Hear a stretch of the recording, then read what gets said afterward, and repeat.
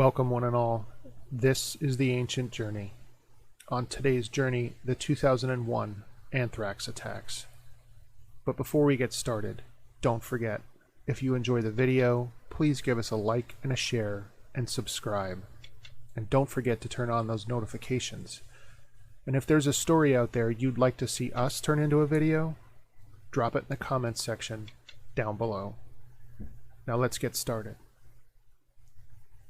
In the days after the horrific attacks at the World Trade Center in September of 2001, another terrorist attack is already taking place. In the chaos and struggle the country endured after that tragic day, a threat emerged not from the skies, but from the mailboxes in front of our own homes. And once the attacks ended, a country would be left wondering if it could still even trust its own government. It's September 18th, 2001. The country is still reeling after the deadliest attack on American soil in history. As workers continue to search for victims in New York City, Pennsylvania, and Washington, D.C., someone's walking up to a mailbox at 10 Nassau Street in Princeton, New Jersey. The items they deposit into that mailbox will enter the U.S. through its postal arteries, flowing through the country in a wave of terror that will leave 5 dead and millions wondering how safe we really are. In the Princeton mailbox, some of the letters bear an odd return address. They read 4th grade, Greendale School, Franklin Park, New Jersey, 08852. While Franklin Park, New Jersey exists, there's no Franklin School there, and the zip code used is for another town altogether, and there's no Greendale School there either. The return address is a fake. It's meant to make the letters seem to be non-threatening correspondence from a group of wide-eyed 4th grade children. But the letters are anything but non-threatening. In October of 2001, Robert Stevens has reported flu-like symptoms after a visit to North Carolina. Stevens is a photographer for The Sun, which is a supermarket tabloid owned by American Media in Boca Raton, Florida. As Robert visits the hospital, doctors are stunned by what they discover. They're shocked at the test results that come in. Stevens has developed pulmonary anthrax and will die from it on October 5th, 2001. It makes his death the first in the United States from anthrax in some 25 years. Anthrax is the name for the infection caused by the bacterium Bacillus anthracis. It's a rod-shaped bacterium that typically can be found in soil, sheep, and cattle. People can suffer from this infection in the lungs, skin, or intestines. It has an incubation period of up to 60 days before it begins to affect a person. Anthrax that infects the skin is rarely fatal if treated in time, but inhalation anthrax, the form Robert Stevens is killed by, has a fatality rate of almost 90% at the time. And people who progress to a severe case have just a 3% chance of survival. So where did Robert Stevens come into contact with the bacterium? Initially, the case is ruled an isolated incident with no link to terrorism, and officials begin to search for the source of the infection. The government is quickly there to assure the public. U.S. Health and Human Services Secretary Tommy Thompson announces to the public that anthrax is not contagious, and there are plenty of antibiotics that will treat it if it's caught early enough. As officials retrace Stevens' footsteps, investigations revealed no obvious exposures to the bacterium in his visit through North Carolina or back home in Florida. But officials begin to interview his co-workers, and one of them tells a story of Stevens huddled over his computer keyboard, deeply examining a piece of what looked to be stationery, holding it close to his face. The co-worker reported that the stationery contained a fine, white, talcum-like powder.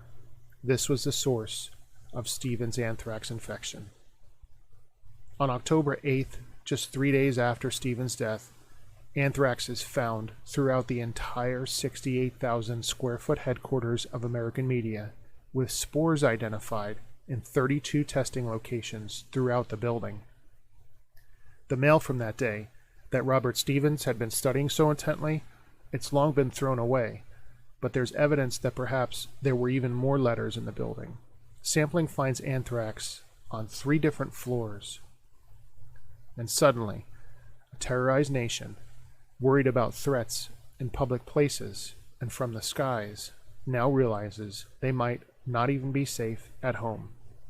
Every piece of mail in the United States suddenly bears the risk of being a weapon, contaminated with potentially deadly anthrax spores.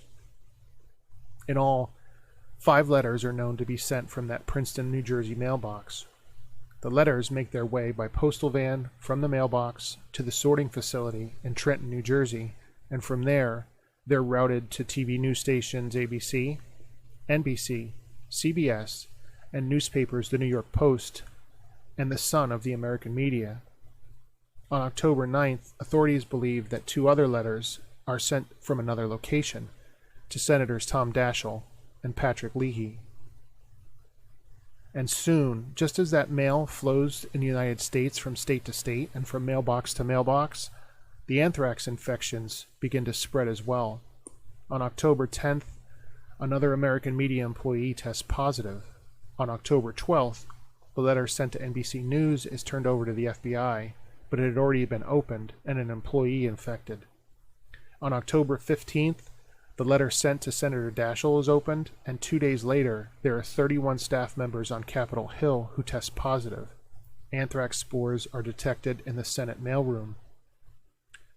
On October 21st and 22nd, male employees in the Brentwood Post Office in Washington, D.C.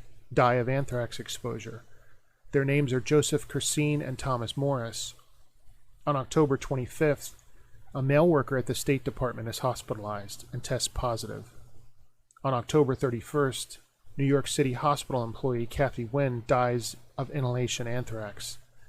And on November 21st, 94-year-old Oteil Lundgren of Connecticut dies of exposure to anthrax. With infections now spread throughout the Northeast, the federal government is fully involved in investigating these attacks. President George W. Bush indicates that the letters represent another terrorist attack on the United States. The contents of 2 of the letters contain statements that he's right.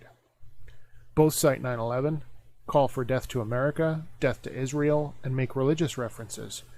The letters are photocopies of originals, and the originals are never located.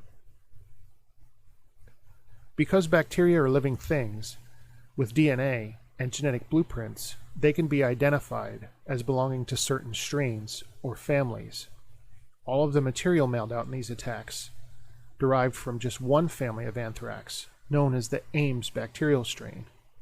The Ames strain is a common one. It was isolated from livestock in Texas in 1981. Many in the U.S. imagine a terrorist growing anthrax in a dark, empty building somewhere. But terrorists aren't the only ones with access to anthrax.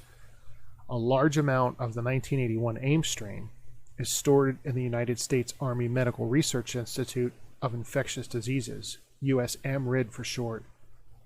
From that location in Fort Detrick, Maryland, the strain is distributed to be studied in 16 research labs in the United States, 3 other locations in Canada, Sweden, and the United Kingdom. Anthrax, it turns out, is already all over the globe. But now that the strain's been identified, radiocarbon dating is performed by the Lawrence Livermore National Laboratory in June of 2002 to determine the age of the anthrax. Their results show that the anthrax had been cultured or created no more than 2 years before the death of Robert Stevens. Further genetic testing identifies some mutations in some of the anthrax, which lead the FBI to believe they may have found a suspect. But as always, the story starts to become more complicated.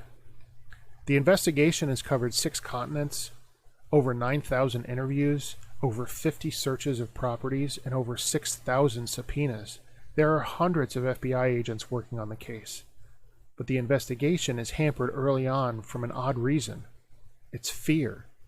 A frightened nation, needing a quick end to these attacks, started to behave in ways that didn't help any of the investigations. The College of Veterinary Medicine at Iowa State University, over concerns about the mailings of anthrax spores, asked for and was given permission to destroy its anthrax specimen library. Some of those specimens dated back to 1928, and many scientists claim that the destruction of the samples eliminated valuable resource. Matching the strain of the attacks to a strain in the collection could have offered hints as to when the bacteria had been isolated, and possible evidence to identify the terrorists. Wanting to pin the attack on a known enemy would also calm fear in the country over a potential unknown or new group of terrorists. Another distraction resulted from the White House pinning their hopes on the idea that the attacks originated from Al-Qaeda or from Iraq. Several leaks of information and editorials pushed a narrative that Iraq or Al-Qaeda were responsible, something that was never proven and took resources away from finding the true source of the letters. And fear drove many of the investigations to be tried in the court of public opinion instead of through the regular channels. Shortly after the anthrax comes to be known as being from the AIM strain, a shared belief begins to emerge from many in the U.S. that the attack has come from within its own borders. Accusations start to fly, and some of them pick up steam for all the wrong reasons. Stephen Hatfill is an American physician, a pathologist, and a biological weapons expert, and on September 11, 2001, Hatfill is inside his apartment just outside the gates of US Amrid in Maryland. He realizes after watching the Twin Towers fall that the country's at war. Hatfill's bright and on the cutting edge of knowledge about biological weapons. He's able to describe in an interview how bubonic plague could be made with simple lab equipment and used in an attack. He's also written an unpublished novel about a potential bioterror attack on the United States. And he had been in Zimbabwe in the 1970s during an anthrax outbreak. Hatfill also attended medical school in Zimbabwe in a town called Greendale. And remember, this is the same name used for the elementary school's return address in the anthrax letters. Hatfill is pushed to the top of the suspect list in 2002 when Don Foster, a professor from Vassar College, tries to interest the FBI in Hatfill as a suspect, with nothing more than a gut feeling and this circumstantial evidence. Soon after, Barbara Rosenberg, a microbiologist, is also convinced that an American scientist has perpetrated the attacks. She's interviewed by numerous news outlets and writes many opinion papers about the idea. And in April of 2002, Foster and Rosenberg meet to exchange notes. And from there, they meet with the FBI and attempt to persuade them into investigating Hatfill by laying out their ideas, but not any hard evidence. And perhaps because the FBI is looking for a quick solution to the case, it works. Within 1 week, the FBI searches Hatfill's apartment, and someone leaks the raid to the press. The search takes place with news cameras present and broadcasting the moment for the world to see. The FBI swabs Hatfill's apartment for anthrax, and they conduct another search 5 weeks later. During the second search, they bring bloodhounds. The FBI raids a rented storage unit Hatfill owns. They search a townhouse owned by Hatfill's girlfriend, and they make it clear to Hatfill through all of this that they have pinned him as the terrorist. According to Hatfill, they tell his girlfriend the same thing. Hatfill's fired from his job. He quickly gets another job at Louisiana State University, but government officials intervene, and Hatfill is let go before even starting a day on the job. They are effectively ending Hatfill's life, putting him under enormous strain. Attorney General John Ashcroft actually names Hatfill as a person of interest in August of 2002, something that had been unheard of to that point, with no evidence found. Hatfill is followed, his phones are tapped, and his life is ruined for more than 2 years, and all with no evidence found. The government and the media in the United States have found their whipping boy, and they continue to push Hatfill to his limit. But the investigation still turns up no evidence. Hatfill is never charged or indicted. He takes lie detector tests, handwriting tests, blood exams, all to prove his innocence. Finally, in 2007, the FBI, with no progress on the case, has brought in fresh investigators who move on from pursuing Hatfill some 6 years since he has been named as a person of interest. but the next suspect the FBI targets is subject to the exact same treatment. Bruce Edward Ivins is a microbiologist and a vaccinologist and a biodefense researcher for USAMRIID. Ivins actually had assisted in analyzing the material from one of the anthrax-laced envelopes mailed to a senator's office. In addition, he worked many long hours testing other samples to determine if they actually contained anthrax or not. And he fits the FBI's profile well enough that they start to give him the same treatment they gave Hatfill. Ivins was listed as the custodian of a large amount of anthrax that was genetically linked to the anthrax found in the terror letters. Leading up to the attacks, it was noted that Ivins had spent many long hours in the lab, working alone. And on top of that, it was learned Ivins was a co-inventor of an anthrax vaccine that was soon to be put in use.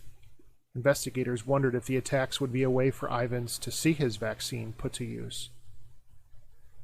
Ivins' life was soon to be torn apart, just as Hatfill's had been. But Ivins was not up to the task. In June of 2008, Ivins was committed to a psychiatric hospital. The FBI raided his home twice. Ivins was removed from his job and, according to friends, was psychologically exhausted by the entire process. In July of 2008, investigators laid it all out to Ivins. They were coming after him for the attacks, and the death penalty would be sought. On the morning of July 28, 2008, Ivins was found at his home, unconscious from an overdose of painkillers. No autopsy was performed, and the FBI refused to comment on the situation. On August 6, 2008, U.S. Attorney Jeffrey Taylor makes a statement that Ivins, acting alone, had carried out the anthrax attacks. The government is quick to try to close this case, but their theory is less than convincing. Ivins was known to have passed a lie detector test, and the scientific community points to many discrepancies in the details of the case. The former commander of USAMRIID, Richard O. Spurzel, asserted that there were possibly only 4 or 5 people in the entire country capable of producing the quality of anthrax seen in the letters. The spores in some of the letters were many times smaller and more refined than anything produced even in the bioweapons programs of the United States or the former Soviet Union. The FBI, eager to clear the case, had a review of their work done by the National Academy of Sciences. During the review, a co-worker of Ivins, Henry S. Hine, stated that producing anthrax spores, the quality of those found in the letters, would have taken at least a year of intensive work in the lab, and that any such effort would have been noticed by Ivins' co-workers or his technicians. After the review, the National Academy of Sciences also concluded that the FBI had overstated the strength of the data they provided, claiming to link the anthrax in the letters to the anthrax that Ivan was the custodian of. Ivan's past mental health issues were trotted out to support the FBI's claim, but it seemed to many that the evidence just wasn't there. Some government officials requested another commission to look into the matter, which has never happened. In February of 2008, the Justice Department settles a lawsuit with Hatfill for over $5 million. David Foster settles with Hatfill out of court for an undisclosed sum. An online blogger who operates a website devoted to pushing the idea that Hatfill is guilty settles with him out of court as well. The United States settles with the family of Robert Stevens for over $2 million, with the government admitting it allowed the anthrax to be created at USAMRIID that infected Robert Stevens. The FBI closes its case officially in 2010 and releases pages and pages of heavily redacted documents. The U.S. Postal Service now treats mail to kill off things like anthrax on letters. Evidence continues to come to light, casting doubt on the guilt of Ivins, and the case of the 2001 anthrax attacks remains, according to many, unsolved to this day. Thanks for watching, and thanks for sharing the journey.